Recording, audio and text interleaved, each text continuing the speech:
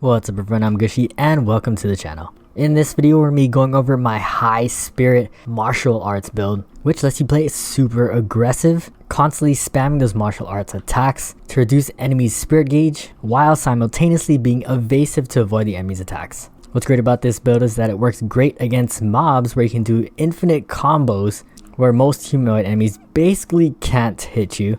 And this also works well against bosses where you can just spam deflects to reduce their spirit gauge to get those crucial fatal strikes a lot faster.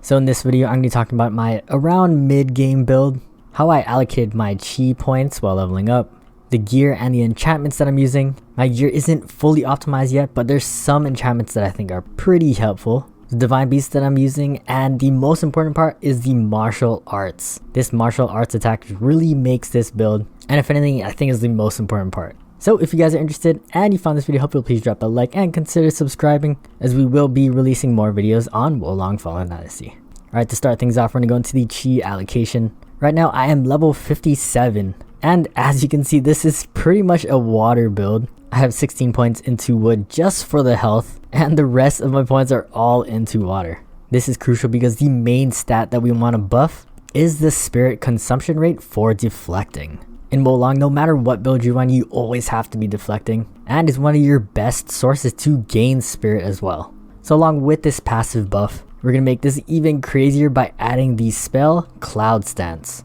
This will reduce the consumption of spirit when deflecting for a certain amount of time. Alright, so check this out real quick. So just passively, with all the points into the water tree, when dodging it decreases your spirit gauge by around half a bar. Next we're going to activate Cloud Stance, and you'll see an icon on the bottom of the screen. This lasts a pretty long time, and now when we try to dodge, it now takes 3 dodges to fill up to half a bar. Now as I continue to spam dodges, you can see how slow my spirit gauge reduces. So as I do actions to gain spirit, for example when we do a successful dodge, we're receiving a lot more spirit than we're spending. Of course, since one of the main focuses is deflecting, we do want enchantments that help support this. We're gonna look at my armor real quick, and I haven't optimized my armor at all, and I kind of just picked gear that already had some things related to deflecting. So the chest piece has deflect spirit consumption, and my grease has a perk that gives me haste upon deflecting, which I'll go over later on in the video.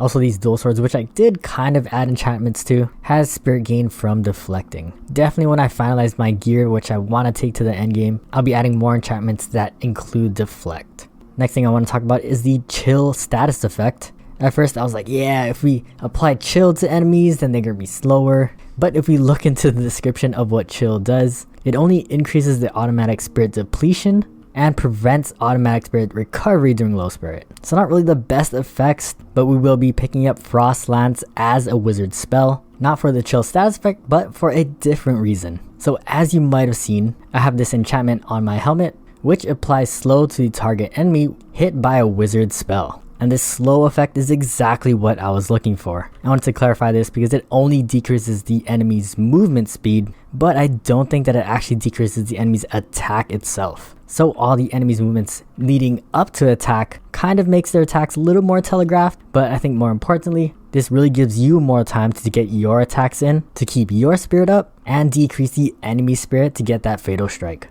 I also have another slow perk on my gauntlets. This applies slow to enemies upon successfully deflecting a critical blow. So this is really helpful against bosses where deflecting that critical blows are probably the most important part. Alright, moving on to the enchantment on the greaves called Haste, which we talked about earlier. Upon a successful deflection, it'll increase your movement speed. I wouldn't say this is really important, but I find it really useful when you're trying to space out enemies' combo attacks. This is exactly like one of the water skills, which increases movement speed but costs a lot of spirit at 420. So just a cool little buff since you will be deflecting a lot. Alright, now that we can keep our spirit super high and get a bunch of buffs while deflecting, we're going to be using all our spirit that we're gaining through our martial arts skills. This sword is pretty crucial, as currently with my +4 has an A scaling in water, as well as having the martial arts Skyward Evergreen. What makes Skyward Evergreen so good is that it has a very low spirit cost at 155, and kind of has a dodge mechanic baked into the attack. What I look for in different martial arts is of course the cost.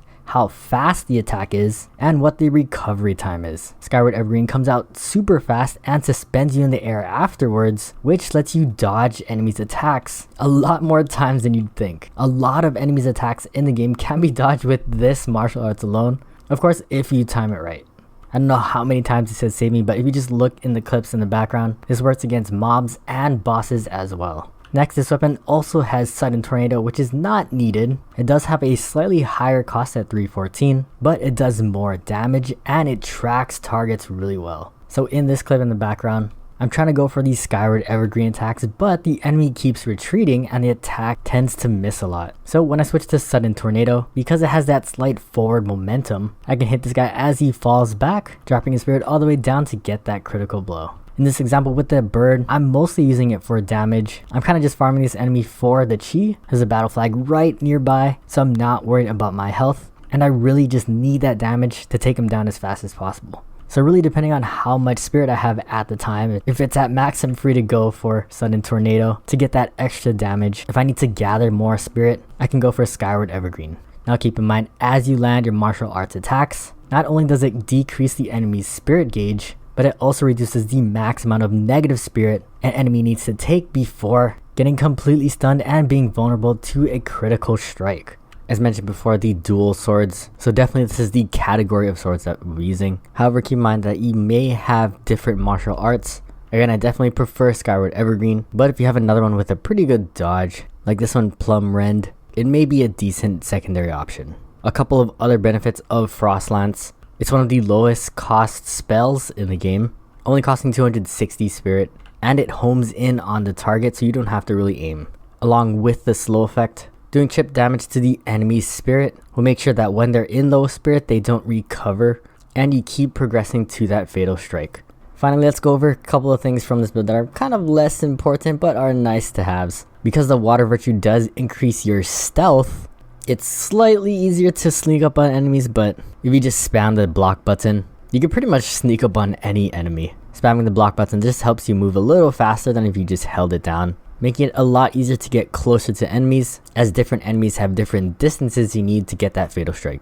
For the Divine Beast, we're going with Qinglong, probably the safest Divine Beast to go with, as the ability Qinglong's Resurrection basically makes you invincible. It's a really good oh shit button, as it'll instantly restore all of your HP, and really you can just focus on attacking the enemy as long as you're in the circle. This has helped me in so many boss fights, especially when you're low on those healing pots. And the last thing I want to mention are the accessories. These you can't re-roll, but I just went for things that related to the spirit and martial arts consumption.